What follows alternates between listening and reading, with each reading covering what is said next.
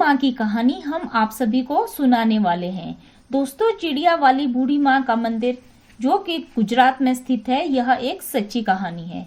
दोस्तों, कौन है यह चिड़िया वाली बूढ़ी माँ और क्या है चिड़िया की कहानी, आइए जानते हैं इस कथा के माध्यम से।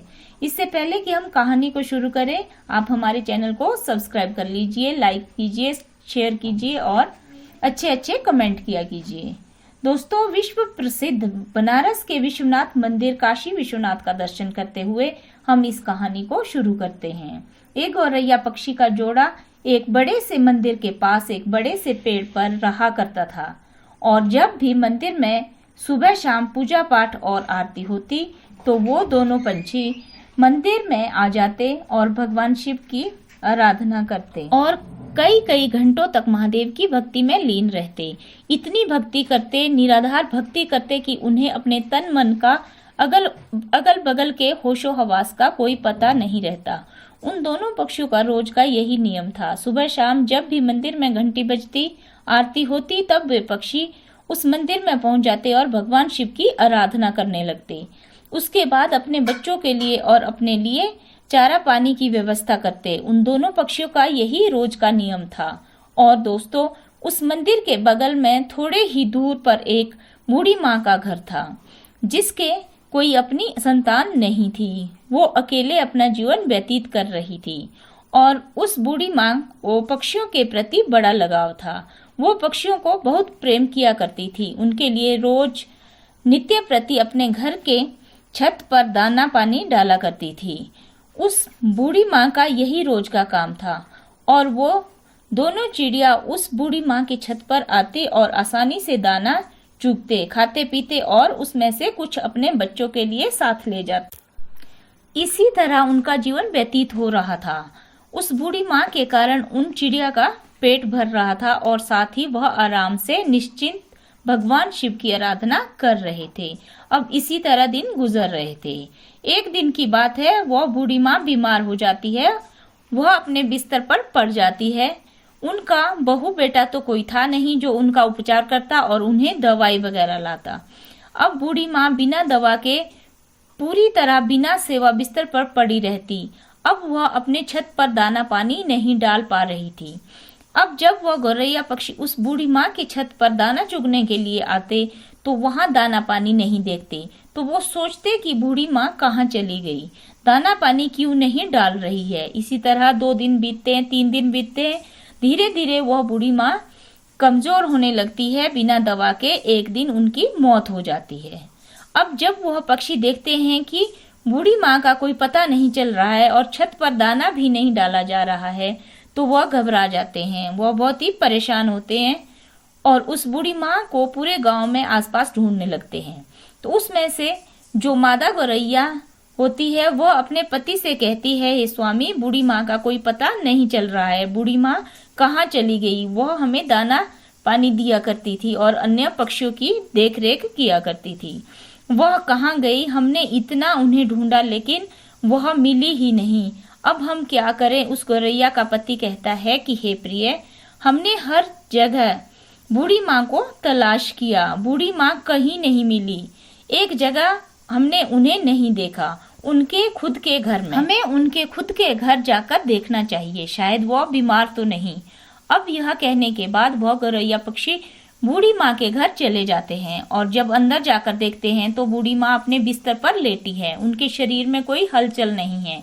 उनके चेहरे पर, उनके बदन पर मक्खियां भिन भिना रही थी और वह पक्षी अपने पंखों से की फड़फड़ाहट से उन मक्खियों को हटाते हैं। बूढ़ी माँ को जगाने की कोशिश करते हैं लेकिन उनके शरीर में कोई हलचल नहीं। अब गौरैया का पति कहता है कि हे प्रिय, बूढ़ी माँ अब इस दुनिया में नहीं रही, उनकी मृत्यु हो चुकी है। यह देखने के बाद दोनों पक्षी बहुत ही उदास हो जाते हैं, बहुत ही निराश हो जाते हैं। उन्हें बहुत ही दुख होता है। अब उसी तरह शाम हो जाती है। शाम को जब मंदिर की घंटी बजती है और आरती होने लगती है भगवान शिव की, तब वह दोनों पक्षी उस मंदिर में पहुंच जाते हैं और एक पैर पर खड़े होकर भगवान शिव का जाप करने लगते हैं। अब 1 घंटा बीतता है, 2 घंटे बीतते और इसी तरह बहुत लंबा समय बीत जाता है। इसी तरह बिना खाए पिए लगातार महादेव की भक्ति करते रहते हैं। 1 महीना बीत जाता है, उन पक्षियों ने महादेव की भक्ति करना नहीं छोड़ा। महादेव की भक्ति करते रहे और यह देखकर महादेव भोलेनाथ बड़े ही प्रसन्न होते हैं और उन पक्षियों को दर्शन देते हैं और कहते हैं, तुम जो मांगोगे मैं वो दूंगा। मैं तुम्हारी इस अखंड भक्ति से बड़ा ही प्रसन्न हूँ।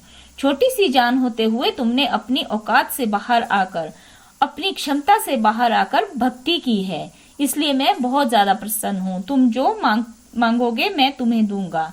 तब गौरैया ने कहा, हे प्रभु, हमें कुछ नहीं चाहिए, हमें बस एक चीज चाहिए। आप हमारी बूढ़ी माँ को, उस पुण्य आत्मा को फिर से हमें लौटा दीजिए, उन्हें जीवित कर दीजिए, बस यही हमें चाहिए। तब भोलेनाथ ने कहा कि हे पक्षियों, इस संसार का यही नियम है, जो एक बार मर जाता है वो दोबारा जीवित नहीं हो सकता, और मैं सृष्टि के नियम को कैसे तोड़ सकता हूँ। तुम और कुछ मांग लो। तब उस पक्षी ने कहा, नहीं प्रभु, हमें और कुछ नहीं चाहिए, हमें सिर्फ बूढ़ी माँ ही चाहिए। आपने जो वचन दिया है उसे पूरा करो। तब भोलेनाथ उनकी हट के आगे मजबूर हो गए और उस बूढ़ी माँ के क्षत विक्षत शरीर को फिर से जीवित कर दिया। तब बूढ़ी माँ ने कहा कि प्रभु, मैंने ऐसा क्या पुण्य किया था कि आपने मुझे जीवित कर दिया। तब भगवान शिव ने कहा, बूढ़ी माँ, मैंने तुम्हारे कारण तुम्हें जीवित नहीं किया है, मैंने तो तुम्हें उन दोनों पक्षियों के लिए जीवित किया है। उन दोनों पक्षियों ने मेरी निराधार भक्ति की, दिन रात बिना अन्न पानी ग्रहण किए मेरी पूजा की, एक पैर पर खड़ा होकर मेरी आराधना की, इसी कारण मैंने उन्हें आशीर्वाद दिया। उन्हीं की वजह से तुम आज इस धरती पर जीवित हो। वह पक्षी कोई और नहीं, जो तुम्हारी छत पर जो गौरैया पक्षी का जोड़ा रोज दाना चुगने आता है, उसी ने भक्ति की है, इसके कारण तुम आज जीवित हो। तब उस बूढ़ी माँ ने दंडवत प्रणाम किया और फिर भोलेनाथ वहां से अंतर्ध्यान हो गए। फिर वह बूढ़ी माँ फिर से अपने छत पर दाना डालने लगी, पानी रखने लगी और वह गौरैया पक्षी का जोड़ा उस माँ की छत पर आते और दाना चुगते। पक्षियों में मैं यह चाहती हूँ कि तुम मेरे घर के पास ही वास करो और नित्य प्रति मेरी आंखों के सामने रहो। अब यह सुनने के बाद उस बूढ़ी माँ का प्रस्ताव वह दोनों पक्षी स्वीकार करते हैं और उस बूढ़ी माँ के घर आकर रहने लगते हैं और उस बूढ़ी माँ का चर्चा गांव-गांव फैलने लगता है। दूर दूर से लोग उस बूढ़ी माँ के पास अपनी दुख तकलीफों को लेकर आते हैं और वो बूढ़ी माँ भोलेनाथ की कृपा से उन सभी के कष्टों को दूर करती। कई साल बीत जाने के बाद अब वो बूढ़ी माँ एक दिन अपने ही घर में समाधि ले लेती है और जिस स्थान पर वो समाधि ले लेती है उसी स्थान पर आज भी उस बूढ़ी माँ का मंदिर बना हुआ है, जो कि गुजरात में है। चिड़िया वाली बूढ़ी माँ के नाम से प्रसिद्ध है और उस मंदिर पर आपको हमेशा गौरैया पक्षी का जोड़ा देखने को मिलेगा। हमें इस कहानी से सीख मिलती है कि हमें कभी किसी दूसरे पर आश्रित नहीं रहना चाहिए। जब तक वो बूढ़ी माँ जीवित थी, दोनों पक्षी उस पर आश्रित थे। उन्हें दूर से भोजन खोजने की आदत नहीं थी, उन्हें रखा रखाया भोजन मिल जाता था। इसलिए हमें कभी भी किसी भी तरह की कठिनाई के लिए तैयार रहना चाहिए और अगर हम सच्चे मन से भगवान की भक्ति करते हैं तो हमारा उद्धार जरूर होगा। तो दोस्तों, आपको मेरी ये कहानी जरूर पसंद आई होगी और अगर पसंद आई है तो प्लीज लाइक करें और कमेंट करें। Thank you.